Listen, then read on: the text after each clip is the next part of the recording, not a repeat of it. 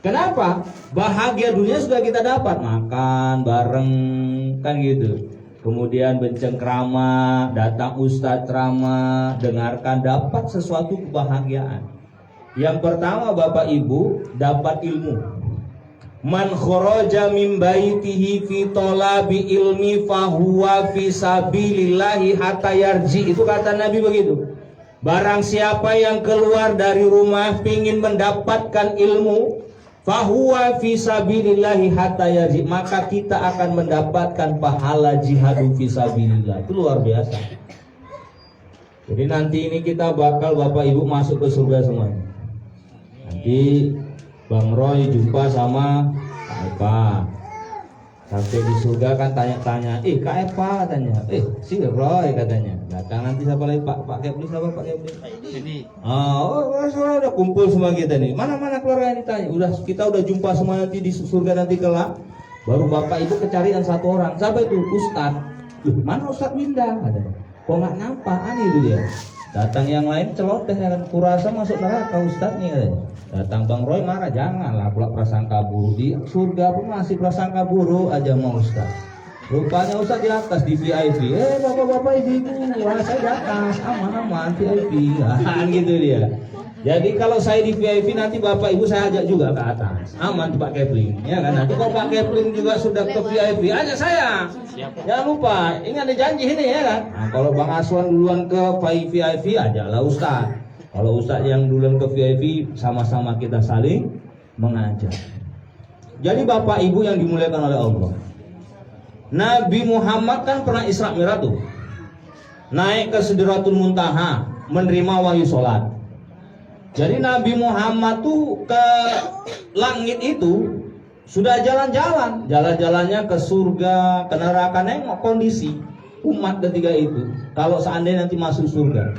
Tapi ketika dia jalan-jalan ke surga, nampak satu malaikat di sana. Malaikat ini lain daripada malaikat yang lain. Kenapa Ustaz? Jari-jari malaikat tuh banyak kali, jutaan jari-jarinya. Sehingga Nabi Muhammad nanya sama Jibril, ya Rasulullah, itu malaikat apa itu? Kok jari-jarinya banyak kali? Sampai jutaan jari-jari, tak bisa kuhitung. Apa kata Jibril? Wahai Rasulullah, yang kau lihat itulah malaikat yang mencatat jatuhnya air hujan. Kita jari-jari kita berapa Bapak Ibu? Berapa jari-jari kita? Jangan 10. Berarti 20. Jangan bilang 10, nanti cacat itu. Berarti pas tadi. Berarti pintar anak Bang Aswan, ya kan? 20, nggak salah itu mamanya mendidik anaknya, itu pintar. Ya, siapa yang bisa mencatat jatuhnya air hujan? Nggak ada. Kalkulator pun tak sanggup. Tapi satu malaikat yang bisa mencatat jatuhnya rintikan air hujan. Rasul penasaran, ditanya langsung, dikonfirmasi lah pertanyaan itu sama malaikat. Wahai malaikat, ya Rasulullah, benarkah engkau malaikat yang mencatat jatuhnya air hujan? Betul Rasulullah. Sayalah diperintahkan oleh Allah mencatat jatuhnya seluruh air hujan di permukaan dunia. Jadi dari seluruh dunia kalau ada hujan, dialah nyatat. Gak ada yang terlepas dari catatan malaikat itu. Tak ada yang terlepas dari Rasulullah. Semua air hujan bisa aku catat. Tapi aku Rasulullah tak mampu mencatat sesuatu hal. Apa itu? Ketika umatmu duduk di majelis yang dimuliakan oleh Allah, majelis taklim, disitulah aku tak mampu mencatat amal hambamu itu. Jadi kita ini Bapak Ibu, kalau udah duduk dengarkan pengajian, malaikat datang, nggak bisa mencatat amal bapak-bapak, ibu-ibu. Luar biasa. Itulah man sholat. Maka Ustadz bisa mengatakan bahwa orang yang duduk di majelis taklim seperti ini, Allah akan memberikan kebaikan. Malaikat nggak sanggup Pak Kepling. Kok Pak Kepling bisa data ini warga Bapak kan? Tapi malaikat begitu kita duduk bingung dia nyata amal kita. Luar biasa. Maka disitulah surga akan kita peroleh kelak nantinya. Amin. Ya Rabbal Alamin. Itu satu. Yang kedua apa Ustaz? Syarat kita bisa masuk surga kata Allah, ini kuncinya kita masuk surga yang berikutnya apa? Min abaihim. Apa itu Ustaz? Ketika orang tua kita bersama kita. Kalau bapak ibu masih ada dianugerahi orang tua, Masya Allah, jagalah orang tua itu dengan baik. Ini kan masing-masing punya orang tua masih kan. Nah ini kan orang tua, ibu orang tuanya siapa ini? Ada tangan ibu. Nenek. Halo. Ini anak ibu, nenek. Nenek. Cucu. Nenek apa Ustaz? Nah, ini cucu-cucu banget. Nah, kalau ibu-ibu, bapak-bapak, ini Bu Pari. Iya. Allahu Akbar, la ilaha illallah. Aduh, ini dosa. Kalian salam. Udah lama nggak berjumpa kita. Baca kan? Itulah baca. Ini senior ini mah pula kita berani. Harus kita cium. Kan baca. Oh berarti baca lupa sama Ustaz. Padahal gua aja sering undang Ustaz dari dulu. Udah nggak ingat tuh, lupa sama Ustaz. Jadi Pak, kalau masih ada bapak ibu punya orang tua, itulah salah satu tiket surga. Min abaihim. Ustaz ya, ini Al-Quran nih, surah Ar-Ra'd ayat 23. Min abaihim, orang tua. Salah satu adalah itu nikmat yang sangat luar biasa. Jadi ketika kita di usia 40 tahun ke atas, doa kita, Rabbi habli minas solihin fabasyarnahu bihulamin halim. Kalau kita meminta kepada Allah Subhanahu wa taala itu di usia 40 tahun. Rabbi auzi'ni an ashkura ni'mataka allati an'amta alayya wa ala walidayya. Salah satu nikmatnya itu adalah nikmat orang tua. Orang tua ini satu-satunya Allah titipkan surga di bawah telapak kakinya. Itu kata Nabi, kutitipkan surga itu sama orang tua. Siapa? Orang tua kita, itu ibu kita. Jangan pernah kita mendustakan nikmat Allah yang begitu besar itu.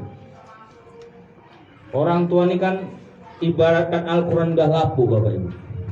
Al-Quran lapu itu kayak mana Ustaz? Dibuka koyak. Kalau udah lapu dibuka koyak, dibuang, berdosa kita. Kadang-kadang inilah merawat orang tua ini, ngomong keras sikit tersinggung. Nanti kita kasih duit sikit marah, macam-macam lah. Nanti dikasih duit juga, nanti dibilangnya ngasih duit. Itulah tengok tuh adik kau asal datang nggak pernah ngasih duit, ada. Udah dikasih duit pun nanti ceritanya begitu kita kasih duit, dia pun nanti ngasih duitnya depan abang kita, adik kita. Padahal yang ngasih duit itu kita. Maksud kita itu untuk jajan orang tua kita. Macam-macam lah Bapak Ibu yang dimuliakan oleh Allah. Namanya orang tua. Ya, tingkah dan watak dan kelakuannya itu kalau sudah tua itu macam-macam. Kembali lagi seperti anak-anak. Kita pun dulu diasuh sama orang tua kita, banyak juga tingkah kita macam-macam. Cuman orang tua kita sayang, tapi kita sebagai anak tingkah orang tua kita macam-macam, tapi kita doakan orang tua kita cepat mati, macam-macam lagi. Maka kita doakan orang tua kita itu bisa mampu bersama kita, itulah kunci surga kita. Kalau orang tua didik besarkan anak supaya anak itu cepat besar. Kalau kita perawatan orang tua sama kita, itulah anak-anak itu doakan cepat mati, macam-macam. Maka kita minta sama Allah, ya, minta kebaikan dari Tuhan, mampu menjaga orang tua kita itu dengan baik. Kenapa? Selama masih ada orang tua kita itu, itulah surga sama kita. Itulah kunci surga kebahagiaan kita Bapak Ibu. Yang kedua Pak Ustaz, yang kedua kata Allah itu wa azwazihim. Wa azwazihim itu apa? Pasangan itu. Saya punya istri, yang membuat saya bahagia dalam hidup saya itu adalah istri saya. Kemudian kalau istri bahagia itu karena ada suami. Maka salah satu kunci surga dalam kehidupan kita pasangan itu. Perempuan sebelum dia menikah, kunci surganya itu sama orang tuanya. Tapi ketika perempuan sudah menikah, kunci surganya sama suaminya. Maka pasangan hidup itulah akan menjadikan salah satu kemuliaan dalam hidup kita, Bapak Ibu. Jaga pasangan itu dengan baik. Ya. Maka kalau kita waktu menikah dulu, kalau Bapak Ibu masih ingat, ada 3 doa yang didoakan oleh tamu yang datang. Apa 3 doanya itu? Sakinah, mawaddah, warahmah. Sakinah itu artinya kan ketenangan. Gitu. Betul. Jadi sakinah itu artinya ketenangan. Maksudnya apa tuh, Ustaz? Apa bedanya dan apa samanya ketenangan dalam sholat yang kita sebut tumakninah? Sholat itu ada namanya tumakninah, artinya juga tenang. Lah, apa bedanya sakinah tenang dalam berumah tangga? Kalau sakinah itu artinya ketenangan itu diperoleh dari luar diri kita. Seorang laki-laki akan tenang ketika ada pasangan hidupnya, yaitu siapa? Istrinya. Istri itu akan tenang, datangnya dari mana? Ada seorang laki-laki atau suami yang memberikan ketenangan pada hidupnya.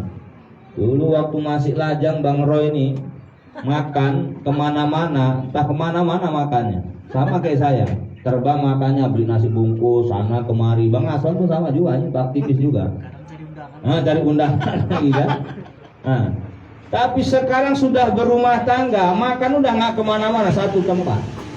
Tenang. Itulah disebut sakinah.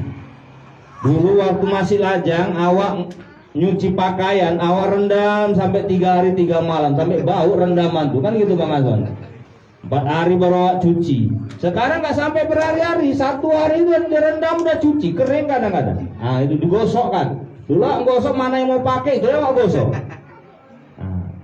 Jadi kalau seandainya laki-laki ya dapat ketenangan itu dari luar dirinya, siapakah? Istrinya lah yang membuat dia tenang. Istri Bu juga sama seperti itu. Jadi kalau ada laki-laki nengok istrinya muak, nengok istrinya sebel, berarti belum dapat sakinah lah itu. Kadang-kadang ada juga istri nengok suami jijik kali itu Pak Ustaz. Kenapa? Asik minta makanan yang enak tapi ngasih duit nggak banyak deh Ustaz. Udah dikasih duit segini katanya Pak Ustaz, duit semalam mana, padahal sebenarnya nggak banyak, 500.000 sampai mana lah Ustaz. Cabai naik nggak tahu dia tuh Ustaz. Awak mikirkannya besok mau masak apa, ngolah duit segini mana cukup. Kadang-kadang dia mintanya makan enak, maunya udang sama ikan aja. Padahal apa-apa naik, beras naik, gula naik, semua naik. Tapi nggak berpikir berapa uang yang dikasihnya itu. Asik merepet, dan makanya jijik kali benar. Ada model kayak gitu. Ada juga, enggak di sini, ini daerah Tembung masuk sana. Itu gaji bukan naik. Gaji enggak, itu gaji kan naik. Itu. Maka dari itu Bapak Ibu yang dimuliakan oleh Allah, agar kita ingin mendapatkan kebahagiaan akhirat kita itu, kunci surga Jannatul Adnin itu adalah ketika pasangan hidup kita saling menghargai, dan itu kata kunci surga kita.